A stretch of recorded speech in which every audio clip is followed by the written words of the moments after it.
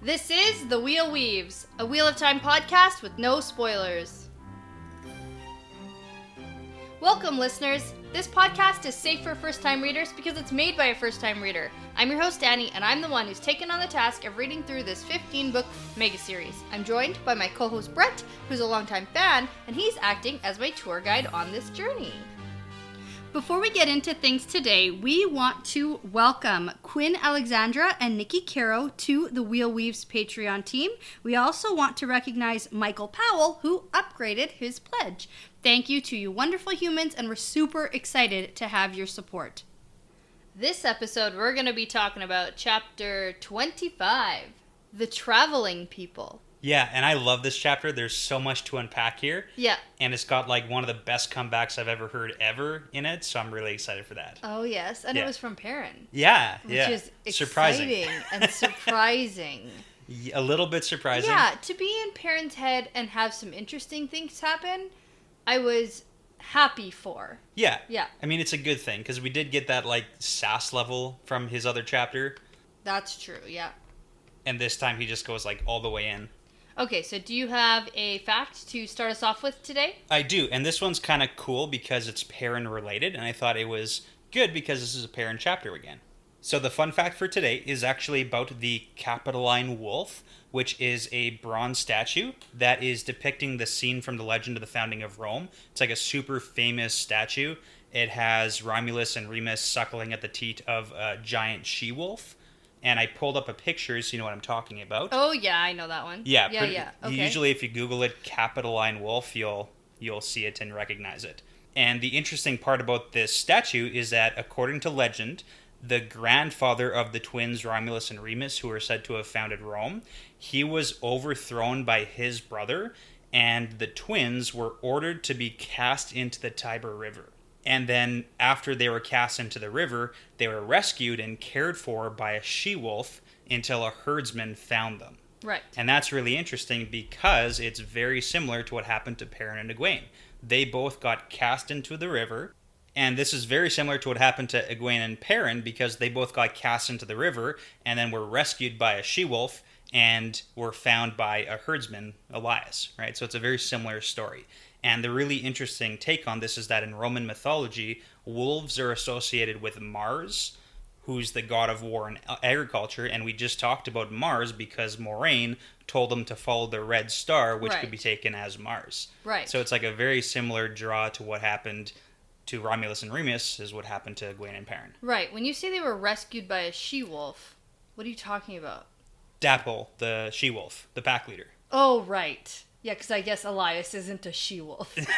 He'd be the herdsman in this situation. Yes, okay, that makes sense. Okay, well, yeah, that's interesting. Yeah, fun little connection. That is interesting, and a connection to Harry Potter in sorts, because the werewolf, his name is Remus Lupin. Oh. And Remus is like the wolf at night, or for the moon. And Lupin is... the moon. Okay. Yeah. Okay. So that's interesting. And just fun Harry Potter reference. Sure, why not? I just want to throw those in also. All right. Why not? You know what that means. No, not yet. Don't. I just got my wine. I don't want to take a shot. I'll take a sip. Okay. Because we're not into the episode yet. I'm just going to be a cheater. Kind of a cop-out, but that's okay. Yeah, it is. That's okay. Okay, and actually, before we get into this chapter here, I have a little note that I want to talk to you about. Oh, okay. This sounds serious. Yeah, well, it's just something that's been on my mind. And especially because this is a Perrin chapter, I thought maybe it can relate in a sense. Sure. So I've been really racking my brain because we just left off sort of Matt in a weird place, and we just left off Rand having another sort of reaction. Yeah. And I've been thinking about if Matt was having a reaction in Shadar Logoth. Yeah. I've been thinking really hard back to the timeline and what could have caused that. I was looking for evidence that Matt has had any sort of interaction with the power. Okay. Because I'm so curious. I really want to know. So I've been looking back, and it also sort of came across my mind that the same day Rand had his reaction in Bear Lawn with the white cloaks. Yeah. Perrin stayed in bed all day with headaches. He did. That's true. And so it was played off like he just didn't have enough sleep because of the dreams and he just wanted to stay in bed. But we know that there is more than one type of reaction to using the power. Yeah, it's not always the same kind of reaction. Right. And again, this is only what we know from Moiraine telling Egwene. And what Moiraine... No, Nynaeve. She told Nynaeve. Oh, yeah, telling Nynaeve about women channelers, though. Yes, exactly. Yeah. And what we know is there's a huge list. Fever, chills, headaches, dizziness, acting weird. foolish, you taking chances, all those things.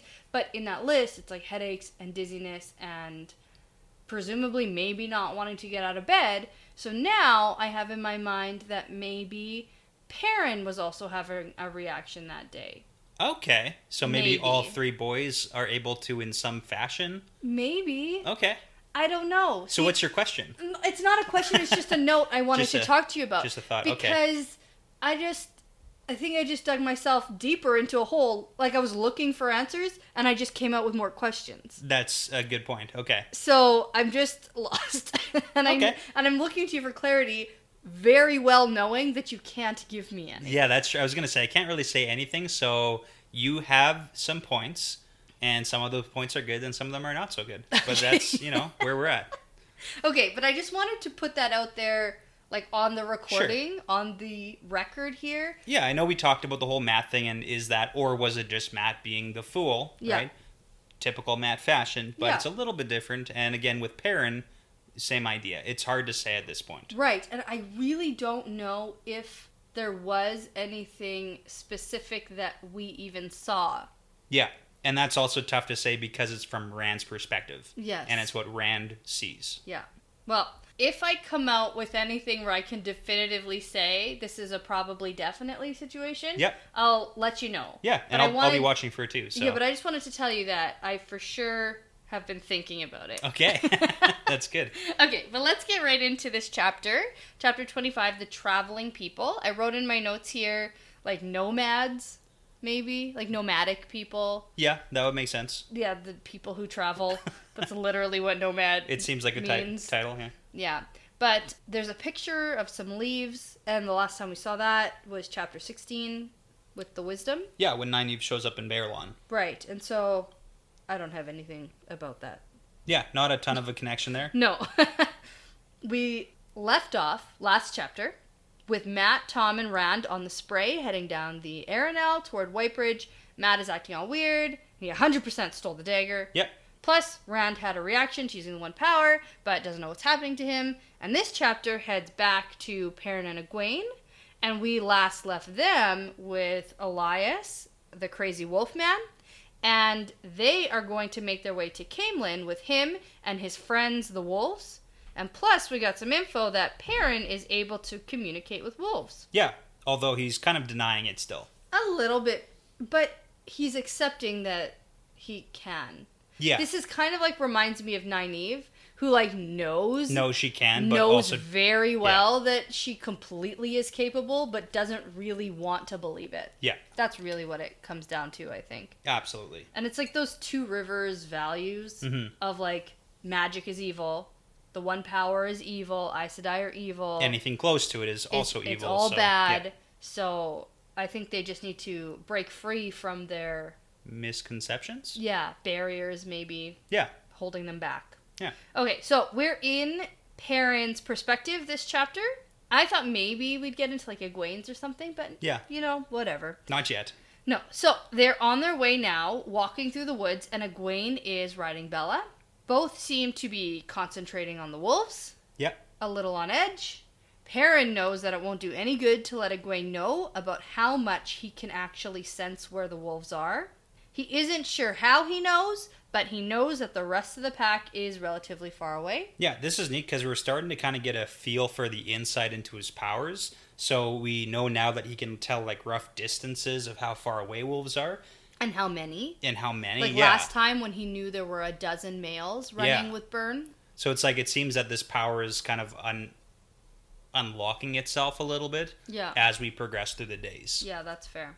So the wolves named Hopper, Dapple, and Wind are the only ones who travel close enough to really let themselves be seen by the humans. Perrin realized that first morning about his ability to sense where the wolves are, and Egwene had asked Elias where the rest of the pack is. And he said they're close enough to help if we get into trouble, yet far enough away that they won't cause an issue if we run into other humans. And at this, Perrin thinks, of course, like he knows where they are, he can just sense it, and he gets freaked out. And then we get a great little quip here about sooner or later there's always trouble when two humans get together. And I think that's totally true. Yeah, well, sooner or later. Yeah, sooner or later. So when they first set off, Egwene tries to insist that Elias also take a turn riding Bella. Yeah, that doesn't go so well. No, he shuts her right down. Yeah. And, like, she barely even, tries to argue. Like, she knows. Yeah, it kind of seems like it's just at this point that she notices his whole yellow eyes and everything like that. Mm-hmm. Almost like it's first setting in on her now that, like, oh, this guy isn't someone to be, like, messed with at all. Yeah. So it's kind of an odd... Yeah, I just don't know how much perspective she has. Mm-hmm. Like, she's in her own head a lot.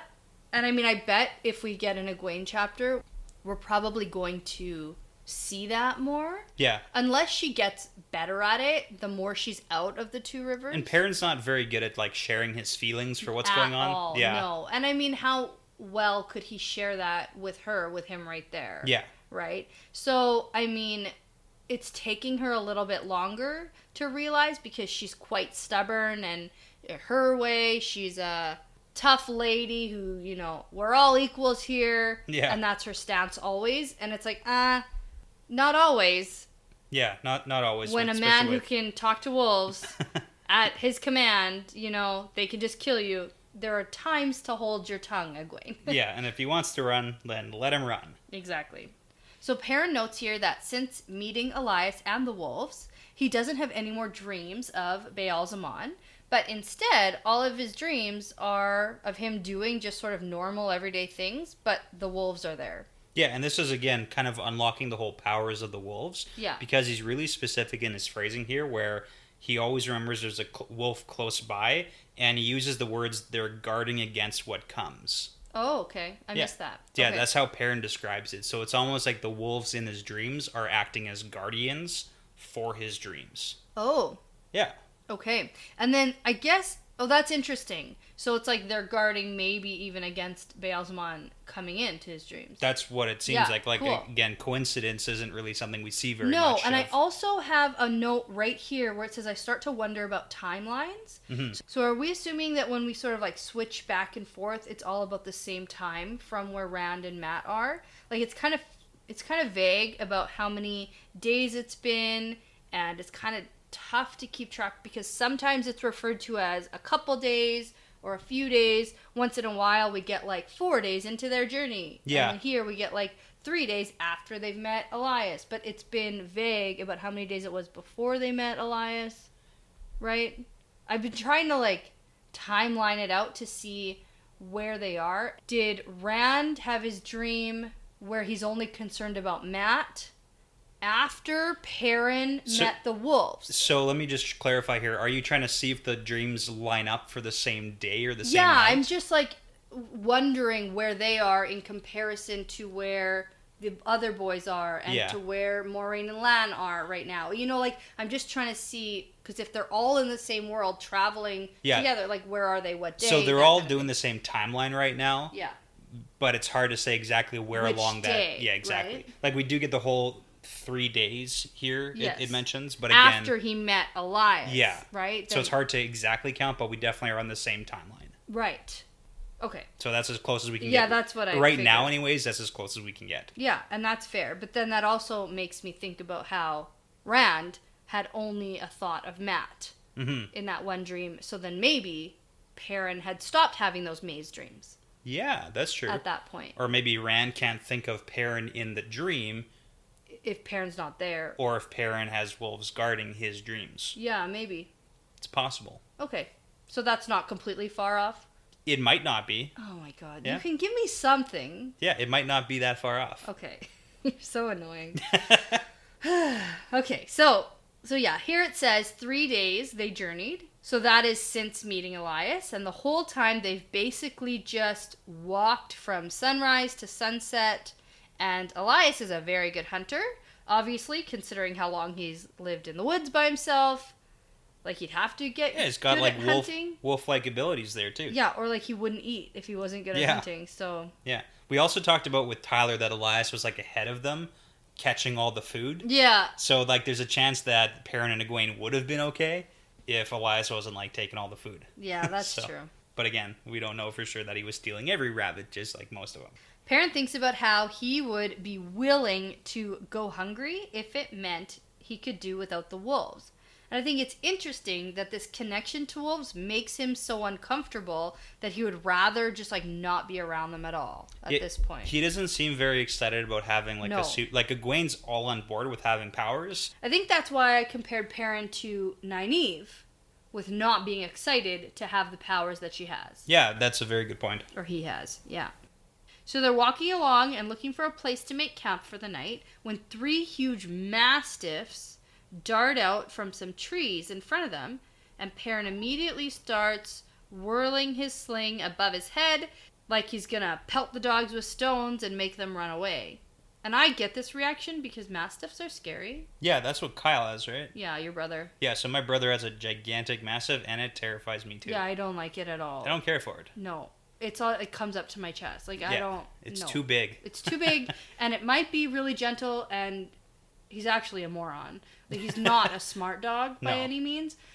The size of it is what the issue is. Yeah. So when they're like, a little bit intimidated by 3 of these giant mastiffs snarling, like I couldn't even do it. No. I think I wouldn't even be as brave as Perrin is like trying to hit it with a stone. No, because then what if I like get it? Make it angry? Like it just hits off the top of its head and then it like runs at you.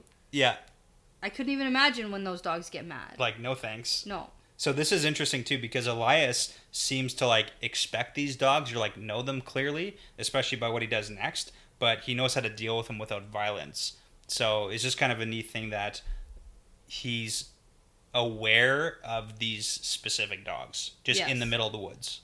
Yeah, because he's really quick to tell Perrin to stop. And so I wonder at this point if his wolf connection also could have like a dog component. Yeah, I mean, because there's that line down, right? Yeah, because it's either this sort of connection that he does have, or he's like Caesar Milan. Oh, yeah. Dog whisperer. Dog whisperer, yeah.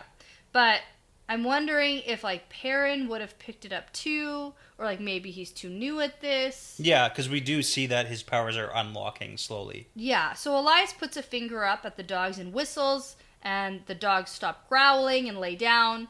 And he explains that there's no need for weapons. The dogs were only meant to frighten us off, and they look scarier than they are. Yeah. And I can attest to that, because as scary as Wally is, he is a big dumb idiot, and our 2 little nephews like love him and run around him all the time, and like, pull on his ears and probably ride him. I don't know. Do like exactly what these kids are doing. Oh yeah, exactly. Yeah. And it's like I still, as a grown-up, don't want to be anywhere near that dog. Yeah. No, thank you. But I get it. Like, they're way scarier. They look way scarier than they actually are. They're quite gentle dogs. Yeah. The problem is, he doesn't actually know how big he is. He doesn't. He thinks he's like a little poodle. He thinks he's like a lap dog or something. Like, it's so annoying. Just because he's like 280 pounds or something like that. I know, it's crazy. But anyways, turns out these dogs being here signals that there's a group of people here called the Tuatha'an. That's what I was going to say. Good job, yeah.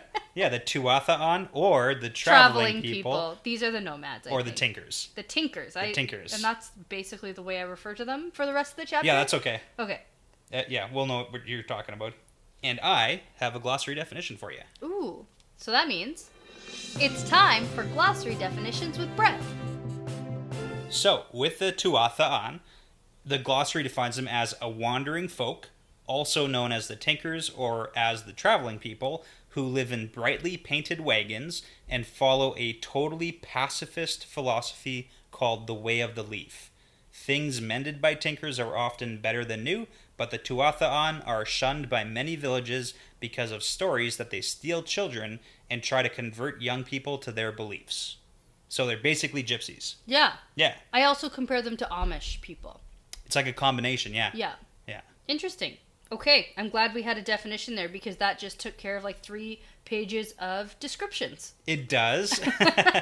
But we get a lot of insight into these people. We do. So this is like huge for world building, and this is one of my favorite parts of this book because this is introducing one of the, in my opinion, most controversial philosophies of this book. Yeah, I would say so. Yeah.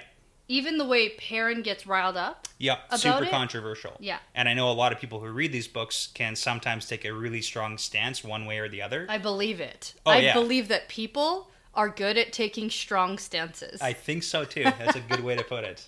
So it turns out that Perrin and Egwene have heard of these people before. Yeah, and they have their own like prejudices already against them. Especially Egwene. Not so fun. No. So the Tinkers go and camp as far south as Terran Ferry. And although they don't cross the Terran or come into the Two Rivers really, Perrin and Egwene haven't really ever seen them before, just heard the stories. Yeah. So Egwene is super quick to be super judgmental. And we haven't heard a slight against the Terran Fairy folk for a long, long time, so we might as well start now. That's true. But Egwene says that they best just move on if there are Tinkers here because they will for sure try and steal Bella. Yeah. Or anything else we have. Because Tinkers are thieves, and they're as bad as Terran Fairy folk. There you go.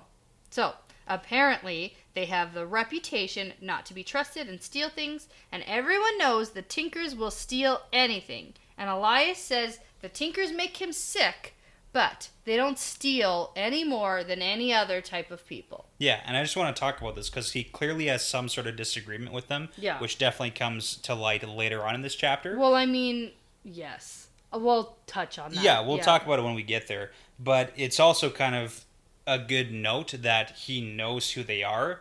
So my question to you before we get into this is, do you think that Elias intentionally brought them to this camp? Or is it just like happenstance that it's on their way to where they're going?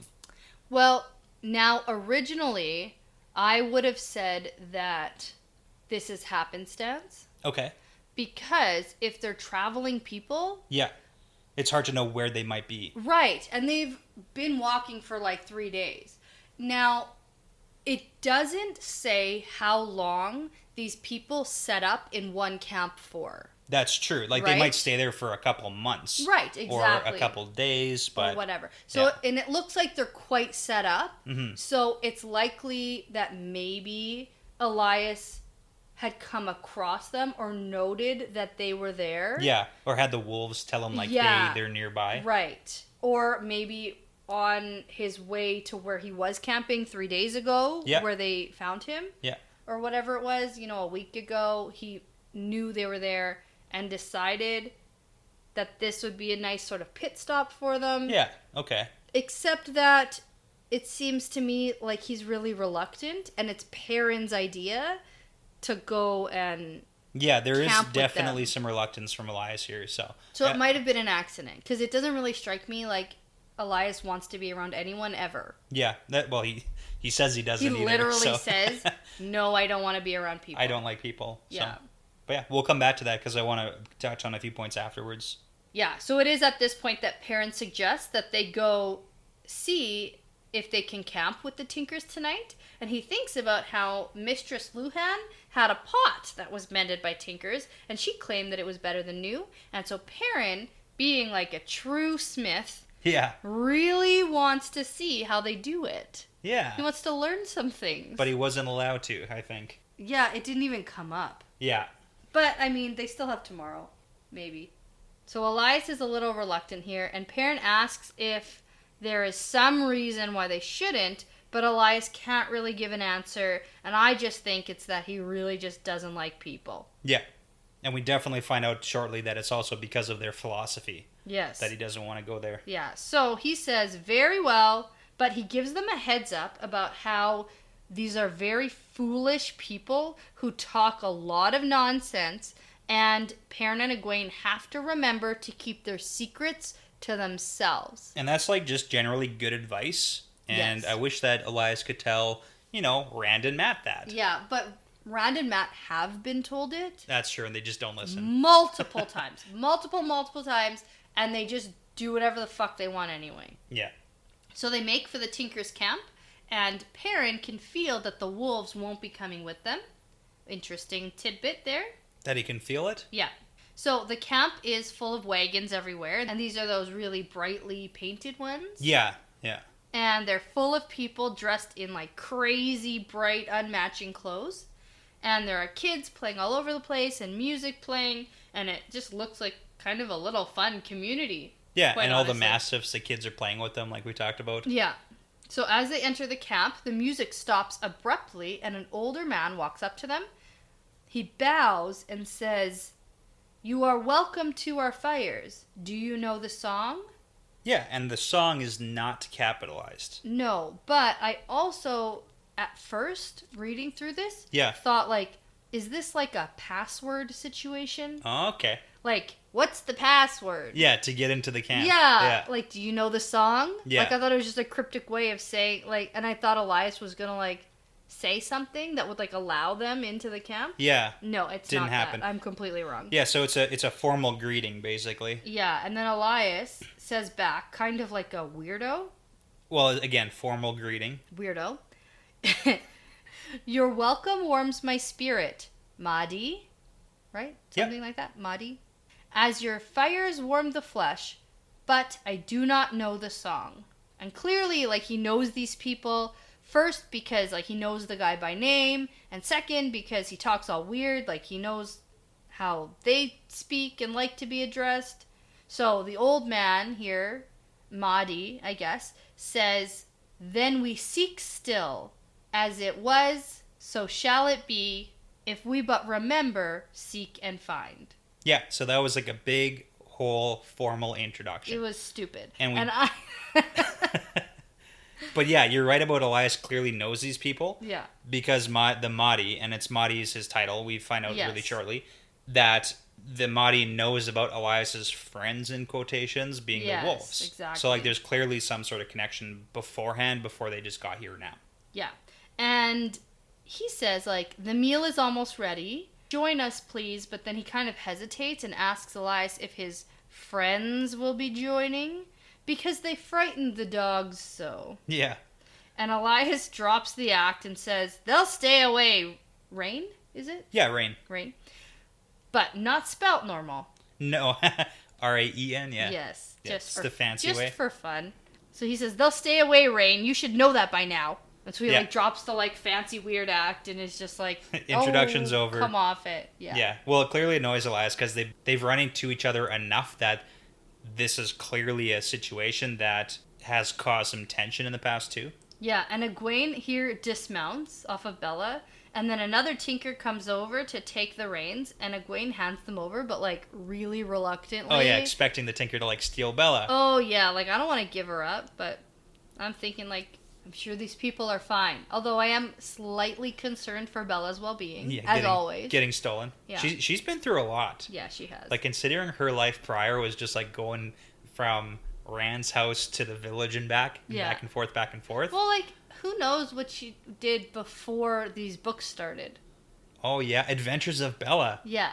I would read that. Yeah, like, maybe Rand has ridden her to, like, the Sandhills or something. Yeah, you know? Like, possibly. Who knows, right? Maybe. They've gone to, like, the mountains, the foot of the mountains. Maybe, like, Bella, like, fought off a bear once or something, Oh. protected the farm. It's possible. Who knows? She's pretty cool. She's brave. Yeah. But Perrin here asks Elias, what, like, is that guy's name? Because I'm confused, too. Like, he referred to him as Mahdi and then called him Rain. And so it turns out Rain is his name and Mahdi is his title. So he's the leader of this band, and Mahdi means seeker. Yeah, and I'm going to jump in here because there's a couple of really interesting tidbits that I wanted to share with you. Sure. So with Mahdi, Mahdi is actually a real word in Arabic. And in Arabic, Mahdi means guided one. Yeah, so the Mahdi is a redeemer of Islam who, according to some Islamic traditions, will appear and rule for a number of years before the Day of Judgment and rid the world of evil. And the term Mahdi does not appear in the Quran. So it's a nice little tidbit about Mahdi is an actual word meaning guided one. And, similar to seeker in a sense. But the other really cool fact I wanted to share about the word Mahdi is we know that Mahdi's the leader of this band of the traveling people who followed the way of the leaf. Yes. And that is a pacifist way of life. Yeah, we get into that later. Yeah.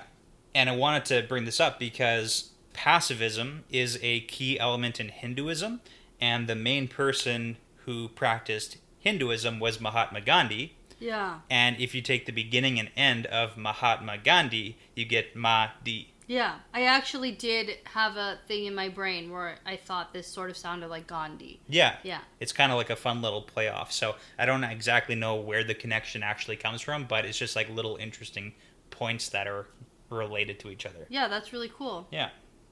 Yeah, and so here we actually get some information about these people.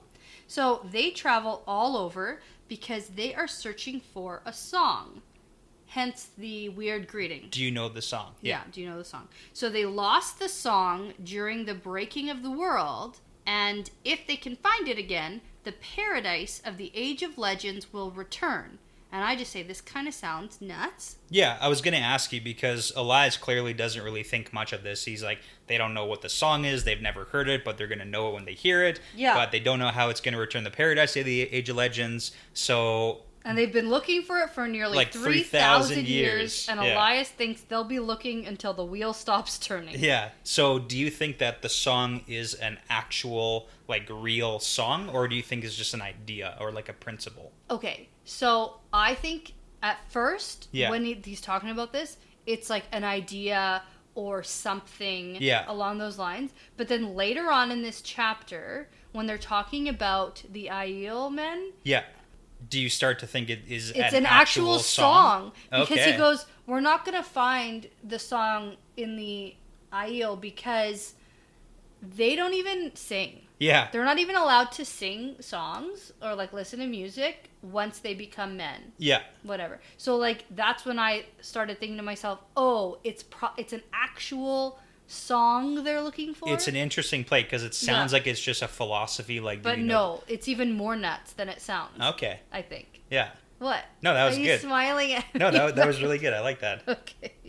I never know if you're smiling at me because I got something really right or like really wrong and said something so stupid. Yeah, and in like 8 years, you're gonna know for sure. So. Oh, good. Okay, whatever. Whatever, Brett. Let's move on. Yeah. So intro Rain's wife. Yeah, Isla. Sure. So this woman, Isla, reminds Perrin of Mistress Alvir Egwene's mom. because of her motherliness, and I said that's Egwene's mom, right? Yeah, that is Egwene's mom. So I wonder if she reminds Egwene of her own mom. Probably not. No, not in the same way. Yeah, definitely, probably not in the same way. Definitely, But probably I wonder not. if Egwene's like missing her mom. Yeah. If she's so motherly and has like the best cooking in town and... But do you think that when you're young that your mom seems as awesome to you as she does to other people? No. Yeah, see? That's the tough part. But some people do. Yeah. Maybe. So I think this is actually kind of interesting because right away she's like drawn to Egwene. Yeah. And she says, well, you're such a lovely child and you must be chilled to the bone. Like, come sit by the fire. And then she goes, yeah, the rest of you too. Come by the fire. Supper will be ready soon. Well, again, and there's clearly some sort of thing between Isla and Elias because she kind of looks at him with that pained look, so... Yeah. So as they get settled, a young man about Perrin's age strolls up to the fire and hugs and kisses Rain and Isla. And this guy is Rain's grandson. Yeah. Because Isla said, you have decided to eat with your grandparents for a change, and I wonder why. Yeah, it's such a big mystery. And then she glances at Egwene. Yeah, spoiler alert here. Turns out she's pretty everywhere. Yeah. Yeah.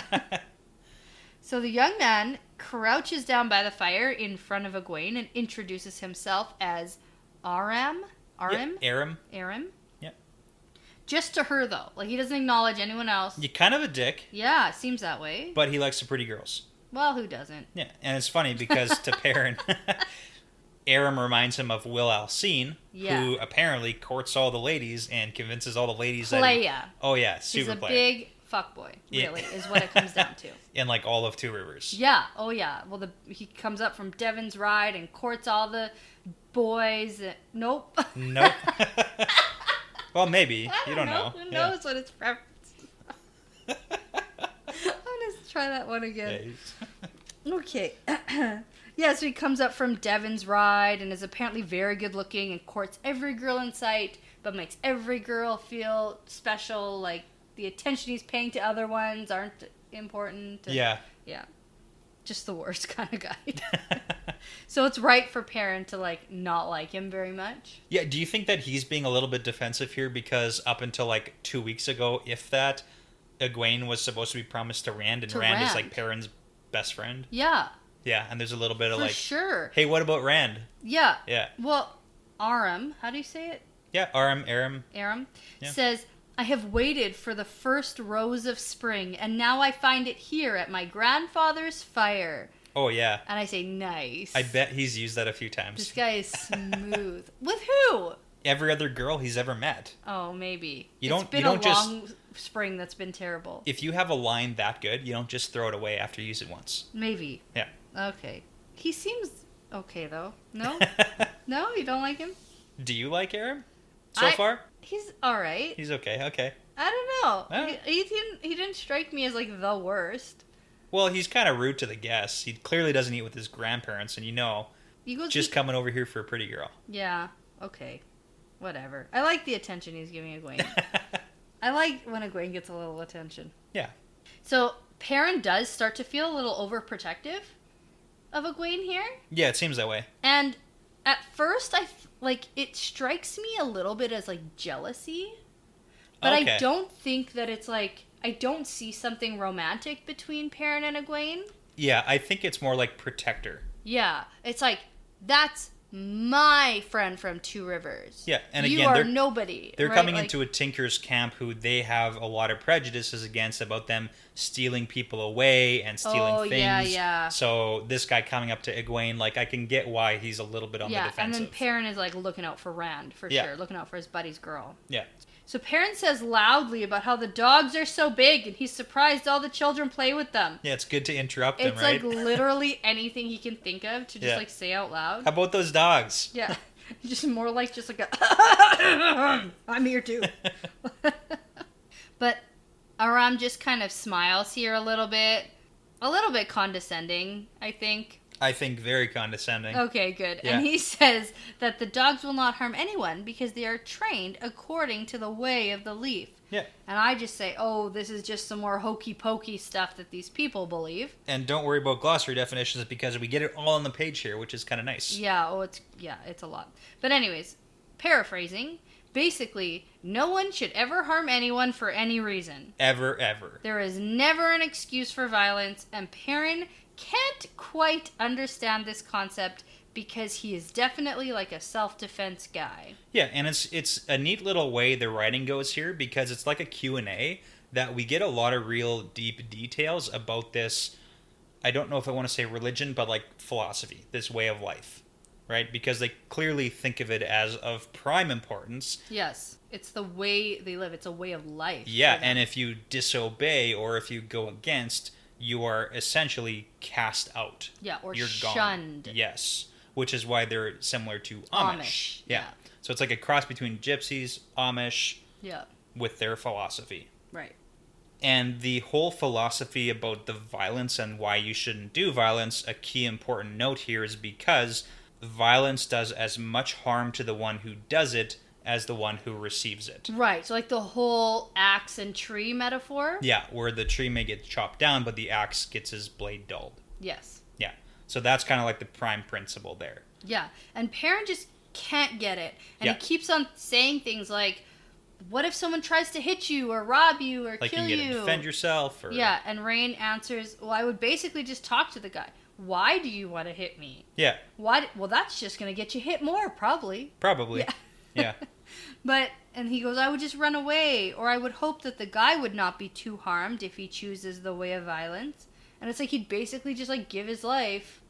Yeah, and I think this is a really important note that with the way of the leaf is these people practice it to a T. Yeah. And just fundamentally, that's who they are. Yeah, and the whole way of the leaf thing, Aram actually describes as it's because when the leaf falls from the tree, like nobody made it fall, kind of thing. And it's just sort of blown off the tree when it's time to leave the tree, and then it falls, and then it nourishes the tree. You know, it's like it's this the do whole no harm cyclical, philosophy. So nature of everything. And I think that's why it's super controversial. Yeah, because for a lot of people, this can be seen as a luxury that they can't have. Yeah, absolutely. Yeah, it's like, sure, everyone would love to not ever do any violence, but it's a luxury to never, Yeah, but there are some people who get a thrill out of it and go around causing violence for the sake of being violent. And that's part of the issue. Yeah, well, exactly, right? But Perrin goes on to argue more, but Elias ends up just, like, cutting him off, and he, like, knows that there's no use arguing with this guy. He says that it's bad enough you try to convert village younglings. Yeah, we got that in the glossary. It gets you in trouble everywhere you go. And I just think this is funny because it kind of reminds me of, like, door knockers. Yeah, like spreading the word. Yeah, you know, I it's get like, that too. I'm just gonna tell you about our way of life, and if you want to join us, you're welcome to. But it's not converting. No. Yeah, it's just informing. It's educating. Right. Yeah. But at the same time, if more people came over to be with them and join them, that would make them happy. Yeah. In a way, it's like trying to convert people to their way of life, their way of thinking. And it's kind of an interesting conversation point, because if you think about these Tinkers, Elias mentions that they've been searching for their song since the Age of Legends. Yeah. So we can assume that the Tinkers have been around since the Age of Legends, when things were a lot better. So it's almost like having a totally peaceful philosophy was a thing that could actually happen in the Age of Legends, in quotations, because everything's so great. But in today's world, it's like the world is full of violence, and there's Trollocs, and there's Fades, and there's all these different things. So yeah, I just had a thought. Yeah. I think I know what the song is. What do you think the song is? Imagine, by John Legend. Oh, shoot, you got it. John Legend. Yeah, you probably did a remake of it. Lennon. John Lennon. By John Lennon. Yeah. you figured it out. Yeah. Shoot. Because if there is a song so beautiful that it can convince people to never be violent again, then these people would all be happy. There you go. I figured it out. You figured it out. I should tell them. It's on record now. Yeah. Officially, Dani figured out what the song is. Yeah. And it's Imagine. Yeah. By John Lennon. John Lennon. Okay, and this is where Isla gets pissed. Yeah. So she asks Elias if he will teach them his way, kill or die. Yeah, so definitely differing viewpoints here, and this is where that tension came from. Well, and especially because we do know that Elias has killed to get away from people before. Killed warders, specifically, for sure. So not just people, but again, the whole do no violence thing stems to everything. Yeah. Including animals. So there's a big indication. Oh, that's why they had some delicious vegetable stew. Yeah. Because they don't even... So they're vegans. Yeah. Okay. So this way the leaf is so deep-rooted that we're talking do no harm to the nth degree. Right. Yeah. Okay. But Rain here sort of calms her down and tells her that, Elias has been welcomed here, so calm down, lady. And it also turns out that sometimes they convert young village folk to come on this seeking path with them, and that's why a lot of bigger towns won't let them camp nearby. And that makes a lot more sense as the whole stealing children philosophy. Yeah. Or the theory that people sometimes think that they do. Kidnap children. Kidnap the children. Yeah. But some of the villages need their mending services, but the cities don't need that. Yeah. So that's interesting, too. Yeah. Well, because they have more people who can do things. And this is where parents should have been like, I'm interested in that. How do you mend things so well? And then we get 3 chapters about Perrin learning how to mend pots. Yeah. Do you want that? Nope. But it wouldn't surprise me. Well, good news. Yeah. Oh, that's funny. So Perrin here actually notes that Rain's patience seems to be inexhaustible. Unlike his wife's. Right. Yeah. But he basically says that he doesn't want to go into a city anyway because there's always violent men in cities. And he doesn't think the song would be found in a city anyway. So here's a question. or statement. Yeah. The reason why they travel is to find the song, but also if these people who are total pacifists stay in one place too long, well, they attract violence. Probably. Because anyone who wants to take anything they have can just come by and do it. Yeah. So they have to stay on the move. Yeah. Self-preservation. Yeah. So Perrin sort of feels the need to defend himself a little bit because Perrin is probably one of the most passive people we have met so far. Yeah, he's super careful about everything he does. He never wants to hurt anybody on purpose if he can help it. And he even says, like, if somebody hit me, I would hit them back. Yeah. Because then they would know they can't hit me anymore. Yeah. Like, how do I teach people a lesson? Like, you get walked all over, basically. Yeah, if you absolutely. just let people hit you. So he gets a little bit defensive about this because he's like, no, I'm still a good person, even though I would hit someone. Yeah. And here is where just, like, he has this, like, back and forth with Aram. Yeah, and this is why I said Aram's initial comment is condescending, because he goes even deeper here. Yeah, he does. Yeah. And he just sighs and says, some people will never be able to overcome their baser instincts. Oh, yeah. Such a fucking insult. Yeah. Like, basically calling Perrin like an animal who Yeah. like, can't control himself.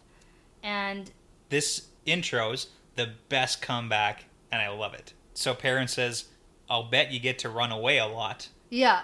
Just like, burn him right to the ground. Yeah, it does. And he sort of is a bit defeated and doesn't really know how to come back with that. But then Egwene sort of comes to his rescue. Yeah, she does. It's funny that Perrin notes that Aram's face tightens in a way that has nothing to do with the way of the leaf. So it's like Aram shows like anger. Yeah. Like he's and pissed aggression. at this. Anger and aggression, which is like totally contrary to the way of the leaf. And that's neat to note now, because in a couple sentences, Rain says that Aram's a troubled boy and he has a hard time accepting the way of the leaf. Right. So this is a fun little connection there. And so this is actually where Egwene says that it's actually nice to meet someone who doesn't solve all his problems with his muscles. And Aram gets his little smile back, and he likes this, and then he takes Egwene to go see the camp and eat dinner with his mother. And this kind of disappoints his grandparents, and Perrin is left staring after Egwene and Aram run away laughing together. Yeah, so Aram apparently is not eating dinner with his grandparents. No, and it's never Perrin's does. fault. Yeah. Yeah. So Perrin feels awkward and sort of apologizes for getting confrontational, and Rain just says not to worry. Aram is a good boy, but he sometimes finds the way of the leaf a hard way. Perrin asks sort of like what happens to the ones who can't follow the way, and Rain says, well, they leave us. Yeah, and that's the whole shunning we talked about. Yes. And so they are called the Lost. Which is capitalized. Yeah. And they have to go live in villages. And then Isla sort of stares after her grandson and says, the Lost cannot be happy again. Yeah, and I mean, that's a very definitive statement for someone who doesn't believe what you believe, can't be happy. Yes. Yeah. And if that's what they think, like, that's nice. But I'm sure somebody who's sort of trapped in a way of life that they don't agree with, they're probably not happy. Yeah, absolutely. Right. And that's why I said that this philosophy is super controversial for lots of different reasons. Mm-hmm. So this is where I actually put in my notes that this is where I really thought that it sounded like the Amish, where, like, if they get shunned, yeah, and they can't follow the Amish way, they're not allowed to come back. Then they're not allowed to come back. And does it make them unhappy to, like, know that their entire family and everyone they've ever known and loved just, like, won't even talk to them anymore? And I mean, that would be tough, because for like 20 plus years, I would have to assume that most people start to have problems with the way of the leaf when they get older. Mm-hmm. Like, I can't imagine that a lot of children are people who are like leaving the Tinkers. No. Right? So it would be hard to leave everything you've ever known after 20 years. Right. Like, to be shunned by your family and but friends. But it must have to mean a lot to you. Absolutely. To leave. Yeah. Okay. So no one really talks again after this. Everyone eats the delicious vegetable stew, which is just sort of an interesting note. Yeah. That it's vegetable stew. And crusty bread. And then the men pack their pipes, and Isla takes out her knitting, And as the sun is going down, the music continues on, and more people take up the dancing. Probably Egwene and Aramar among them. But Perrin starts to sort of doze against a log and is half listening as Rain asks Elias if he has visited any other traveling people since he was with them the last spring. Yeah. And Elias says no, that he doesn't like being around too many people all at once. And it's like, that was a full year ago. Yeah. Like that was a long time. He had his fill of people. Now, like a year later, he's like, I guess I can see some more people for a night. Yeah, and this kind of draws back to the question I asked you originally. Do you think Elias brought them there intentionally, or was it just like, they happened to run into them? And I kind of think that it was a little bit on purpose because there was an opportunity for it. Yeah, maybe. Just because... I mean, other than the food...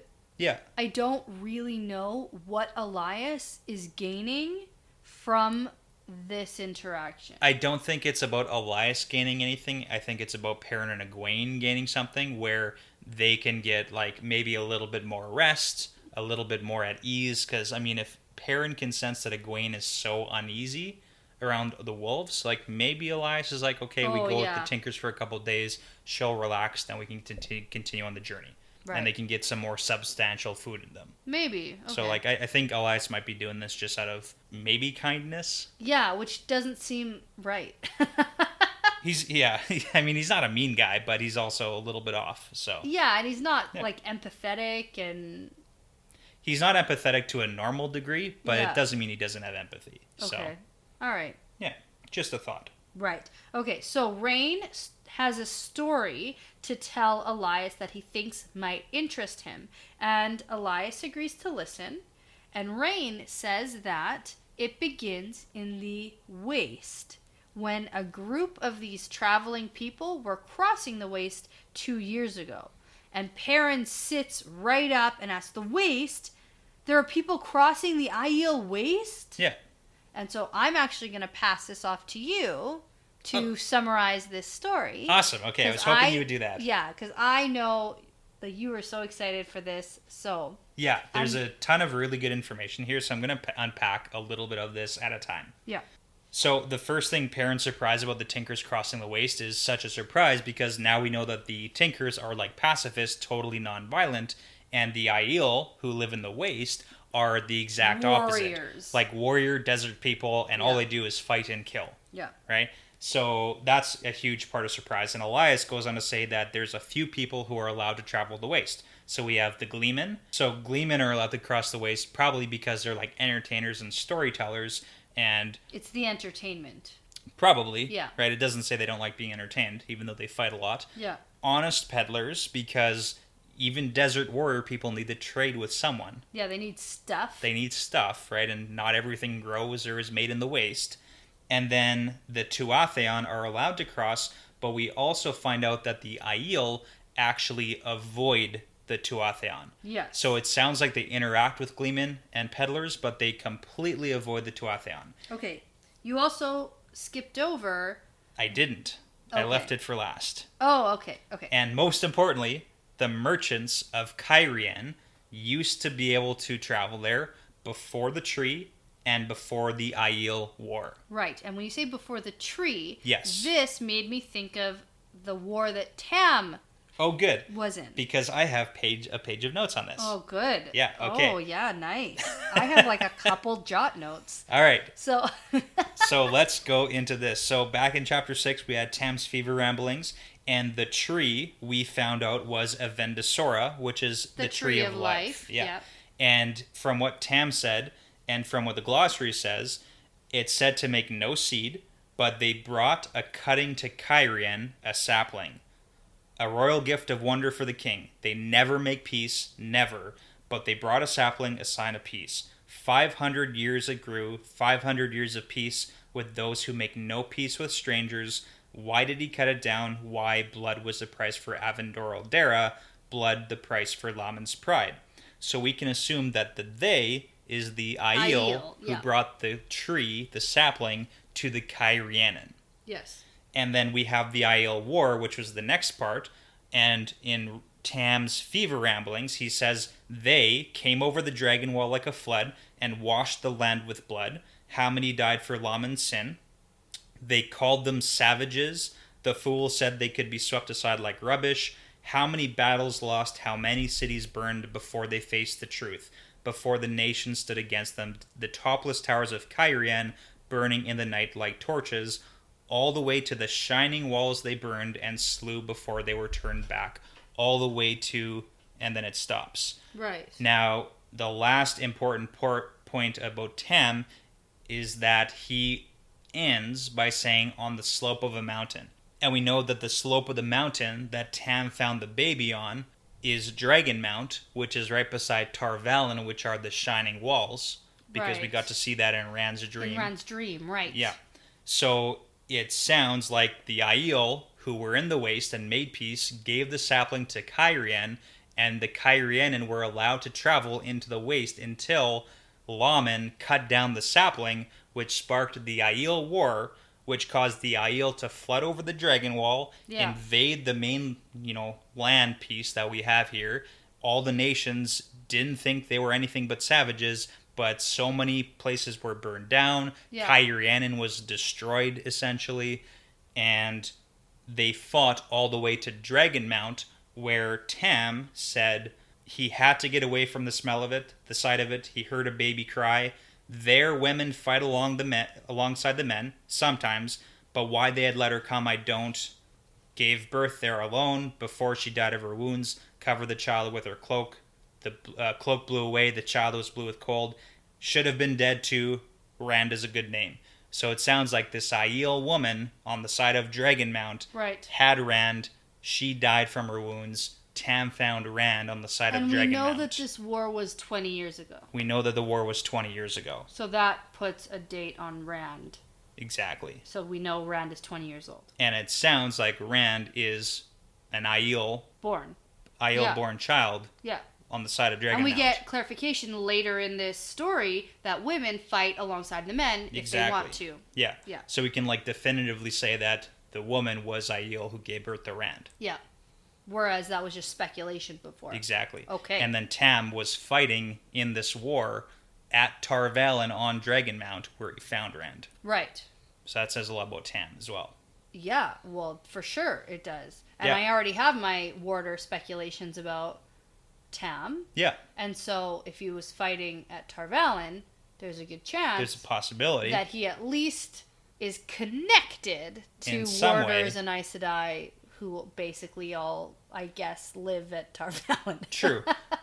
The only thing I'd say contrary to that is that they say, how long did it take until all the countries banded together? Right. So it doesn't necessarily mean that only Tar Valon was fighting against the Aiel at Tar Valon. No, and that's true too. Yeah. So all the nations. Okay, but it happened to be at Tar Valon on Dragon Mount. Yeah, where they were turned back. Yeah. So it's just really interesting that within a couple of sentences, the fact that Elias says merchants from Cairhien used to be allowed to travel the waste before the tree and before the Aiel War. Right. But now that Lawman cut the tree down, that's totally scrapped. Yeah, and right now we're having a little bit of a Rand tangent to this Perrin chapter and this Aiel story. But I'm thinking, because this woman on Dragon Mount who's giving birth, the whole thing about Rand possibly being the Dragon Reborn, possibly being able to channel, and Tam saying, why was this woman here? Why was she allowed to fight? Because even though the women fight, why is a pregnant woman fighting? Exactly, right? And so 9 months pregnant. I wouldn't say that it's 100% that she's Aiel woman.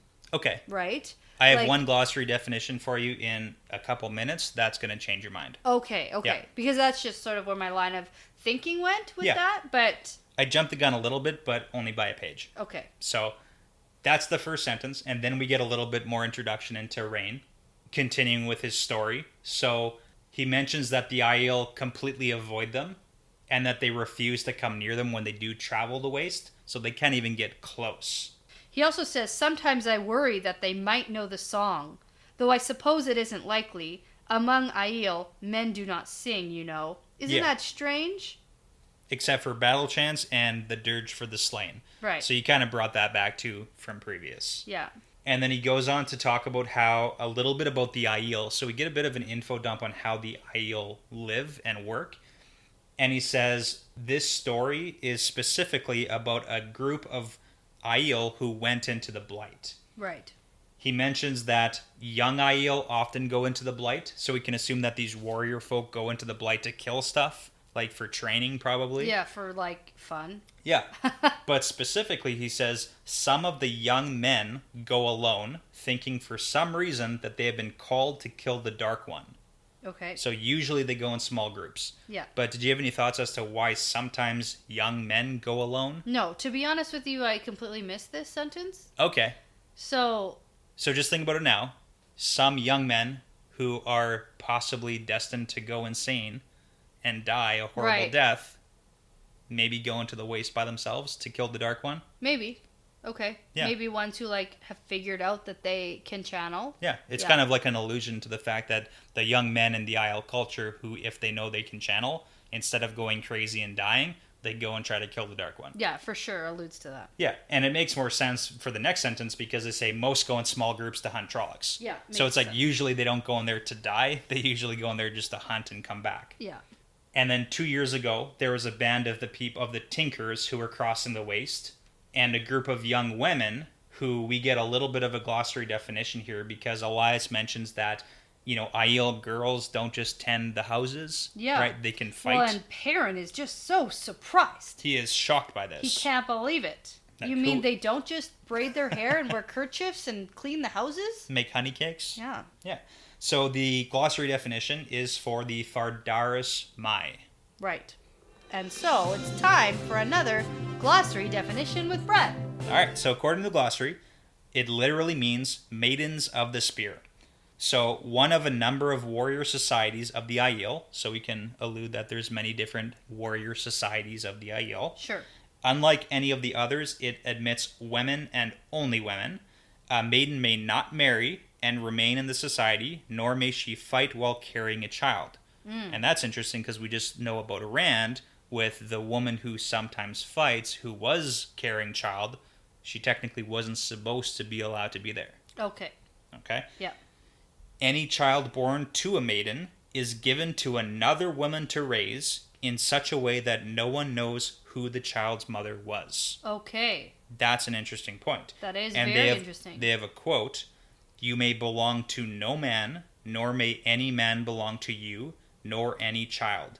The spear is your lover, your child, and your life." Okay. So that's the maiden's philosophy. So it's a really interesting point that if a maiden gets pregnant, they have to give the child away, but in a way that no one ever knows whose child it was. Okay. That's important because this next point in the glossary says these children born of maidens are treasured, for it is prophesied that a child born of a maiden will unite the clans and return to the Aiel to the greatness they knew during the Age of Legends. Interesting. Yeah. Whoa. So prophesized one. Whoa. Yeah. Huge info dump there. Crazy. Okay. So I guess if we're going to assume that Rand was born of an Aiel, and he should have been given to someone else to raise in the Aiel to become this like great chosen one, basically. One. Yeah. Although it must not happen very often. I wouldn't say that. It can happen quite often.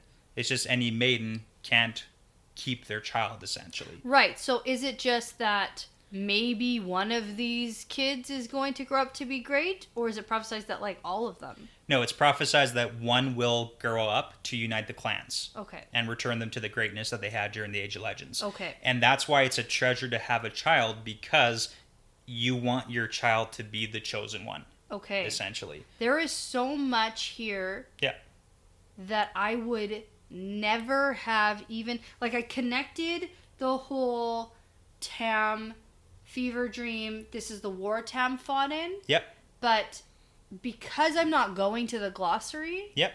This is information I would have never even remotely understood. Yeah. Or if you weren't going back to read what happened in chapter 6. Right. Because I guarantee if you went and reread chapter 6, you'd be like, oh yeah, that makes a lot of sense now. Yeah. So. No kidding. Yeah, so a huge little connecting dots there, and they do it through these big concepts, like the tree, the Aiel War, Cairhien burning down, right? Yeah. Things like that. Wow. Being on the slope of Dragon Mount and everything. Okay, crazy. Yeah, so... we know that Rand is 100% destined for something.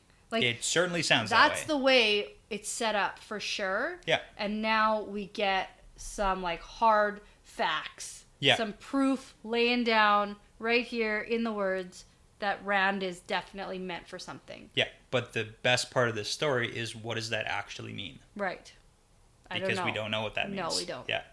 All right, so back to Rand's story. Yeah, right. Because this is all stuff that is unintentional. Well, it's intentionally put in there. But, 100%. Nothing is put in here unintentionally, ever. But it's technically nothing to do with Rand's story. Literally nothing. And I think that's why it was so easily glossed over for me. So in his story, he says that this particular group of women who were fighting, they were all dead except for one, and she was dying. She crawled to the wagons, and it was clear that she knew that they were Tuatha'an. And even though the Aiel stay completely away from the Tinkers, she went to them because she had a message that was so important, she had to pass it on to someone before she died. Right. And when they went back and tracked, the Trollocs had went like 200 miles or something into the waste. Which is super weird. Yeah, to hunt these women down essentially and kill them, because there was 3 times more Trollocs that were dead than the women. Right. Crazy amount of Trollocs. That's crazy. Right? And I have a little note here that says Trollocs seem to be going a lot of places they aren't known to go. Exactly. That's a very good point that recently, yes. Right, this was only 2 years ago. Yep. It's not a very long time. Nope. They went into the, what Elias says, they call it Jevik Kishar.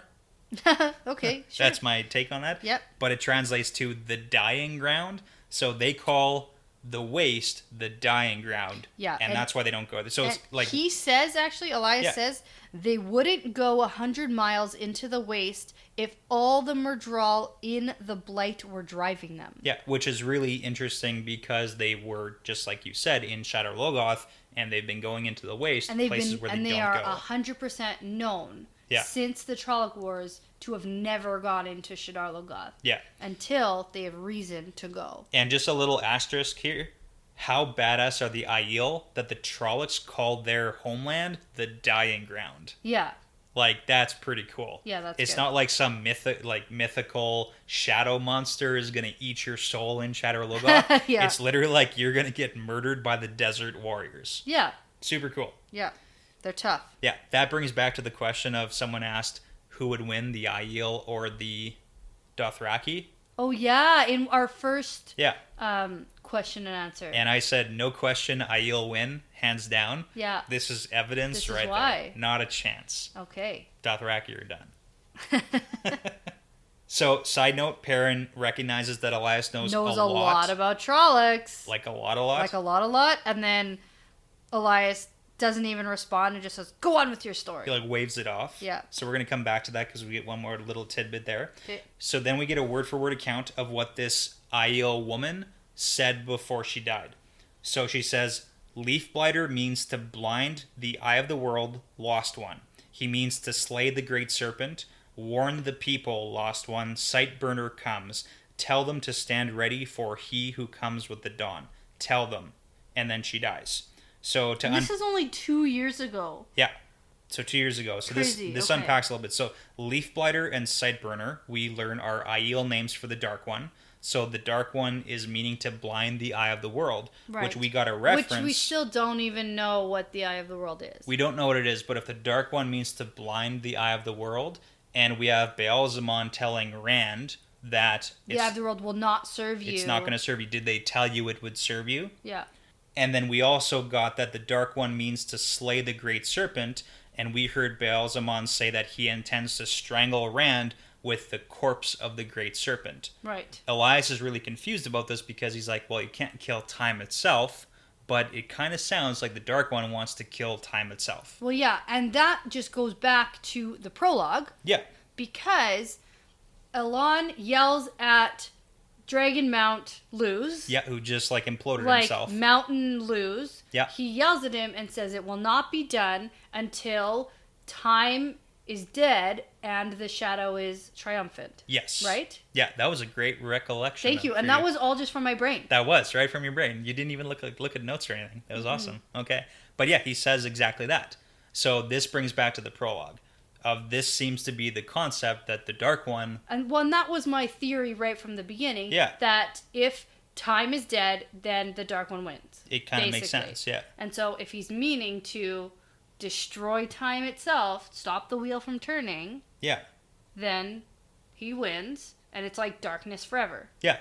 The end. The end. That's it. Okay. And the last thing we have from the Aiel woman who recounts this, she says, "You have to stand ready for he who comes with the dawn." That sounds like Aiel prophecy. Okay. Sure. While standing ready for, it's clearly a title. Okay. Right? He who comes with the dawn. Okay, it's all capitalized, so that's kind of how titles work there too. So that would make sense that Aiel woman who give their babies away because it's prophesied that the chosen one is going to unite their clans together, that would be the chosen one. Yeah. So we can kind of assume that the chosen one is the he who comes with the dawn. Yeah, maybe. Yeah. Okay. Well, and at this point, Rain is sort of looking to Elias for answers a little bit, I think, and saying things like he knows a many strange thing. Yeah. Right? And Elias just says, "Not about this," and stops the conversation. Yeah, so like the end. Yeah, done. Rain changes what he's going to say, which I want to ask you about. Because if Rain is hoping to get some insight into this whole account about the Dark One and the Aiel and everything, and he's hoping to get some insight because of Elias's past. Yeah, okay, let me just look at this. Hold on. I'm just going to my book here. Because he says, "When I saw you walking into our camp, I thought perhaps we would find the answer at last. Since you were..." And Elias made a quick motion with his hand, and Rain changed what he was going to say. "Are a friend and know a many strange things." Not what he was going to say. No. He was going to say something about Elias's past. And the only thing we know about Elias's past so far is that the Red Aja was going to try to gentle him, and then he ended up having to kill a couple warriors. And take off. Into the woods. Yeah. It's maybe Elias, fought in that war or something. It's only 20 years ago. Yeah. So, yeah, the only thing I can really think of is, maybe he's been around. Yeah. I mean, because the whole thing is the span of 20 years is not that long of a time. Because if Elias is probably around, I've always seen him as, around 50-ish, right? An older guy, kind of like Tam, Yeah. Around that age. Mm-hmm. Willem Dafoe. Yeah, I mean, if you have a 20-year-old kid, probably around 50. Yeah, maybe. Yeah, 40 to 50 for the most part. Yep. So there's a good chance that fighting in the war was a possibility. I don't really have much for you. Sure. Because a lot of this went completely over my head. Do you want one more thing to go over your head? Oh, sure. So one last most important thing too is that the Aiel refers to the Tinker as the Lost.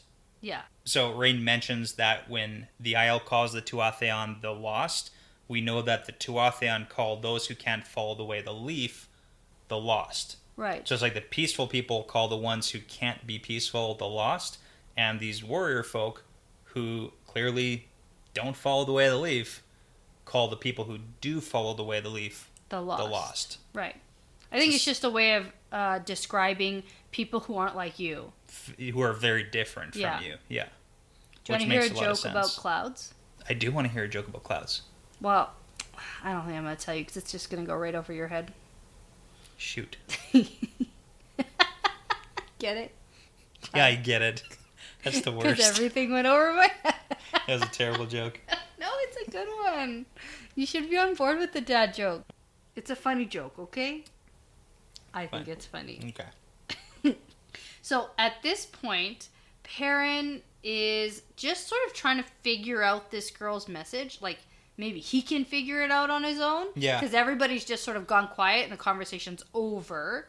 So he's thinking about how he knows that the eye of the world was mentioned in his dreams, but he really doesn't want to think about that. Mm-hmm. And the rest of it, he knows that Rain was going to say something about Elias, but he also can't figure any of that out.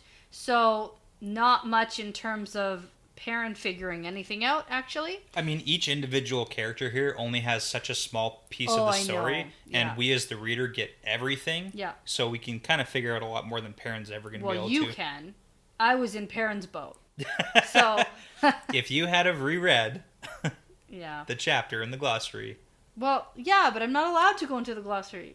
That's true, but that's why I'm here. Yeah, so. okay, you're my glossary. Yeah. But then Perrin actually hears Egwene coming back to the fire, and he gets up to meet her. He reminds me of, like, a dad waiting. Do you know what time it is? When you're, like, out past curfew. Yeah. But he says, "You were gone long. Did you have fun?" And she says that they ate with his mom, and they danced, and they laughed. And Perrin starts to sort of scold her again, saying that Aram reminds him of, Will Aseen, and he always thought that Egwene had sense enough to stay away from him. But Egwene just says that he's a gentle boy who is fun to be around, and he makes her laugh. Yeah. So Perrin sighs and basically says, "All right, fine, I'm glad you had fun."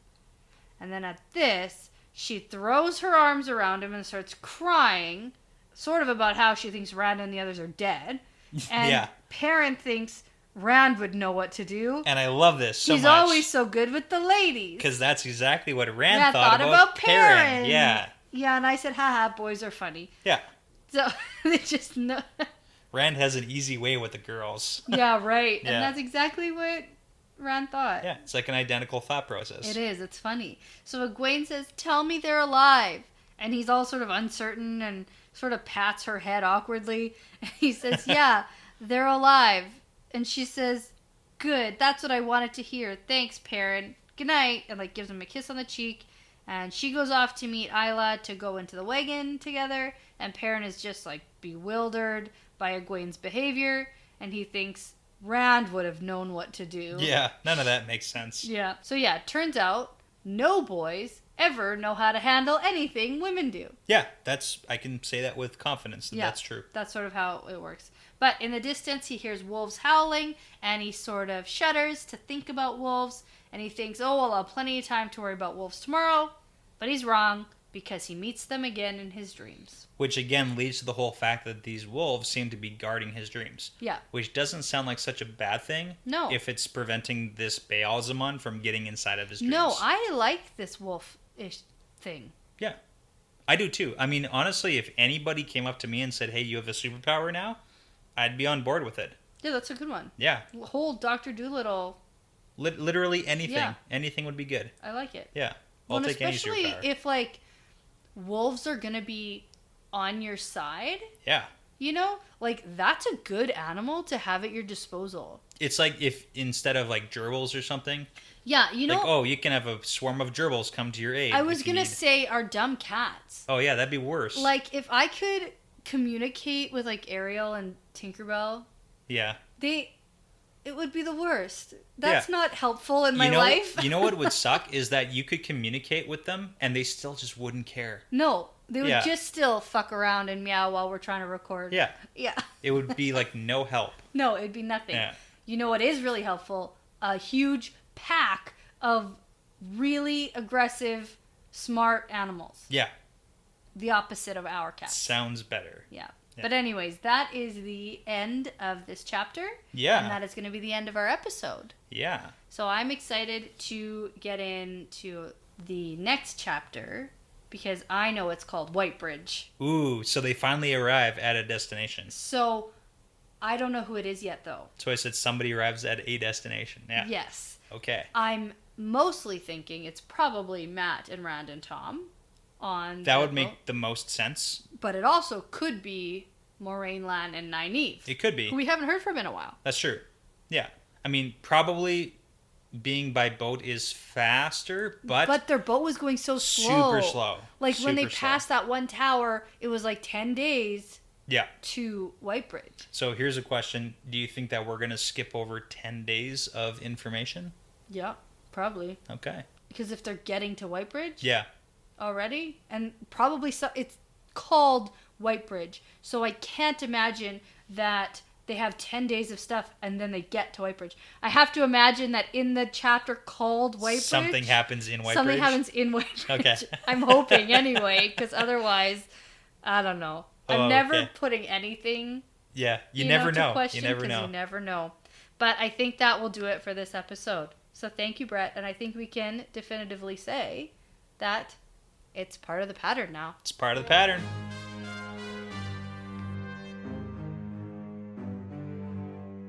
Thanks for listening to this episode of The Wheel Weaves. If you'd like bonus content, including bonus episodes and blooper reels, exclusive insider looks, super cool merchandise, access to our new Discord channel, and of course, to support us making great content, you can head to patreon.com/thewheelweavespodcast. Please feel free to rate, comment, and subscribe. It would really mean a lot to us and does actually make a really big difference.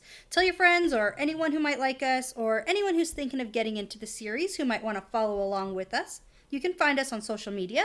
There's more information on there and some fun pictures and tidbits. On Instagram at The Wheel Weaves Podcast or on Twitter at The Wheel Weaves Podcast. Thanks, as always, to Audionautics.com for the music, and thanks to you, awesome listeners.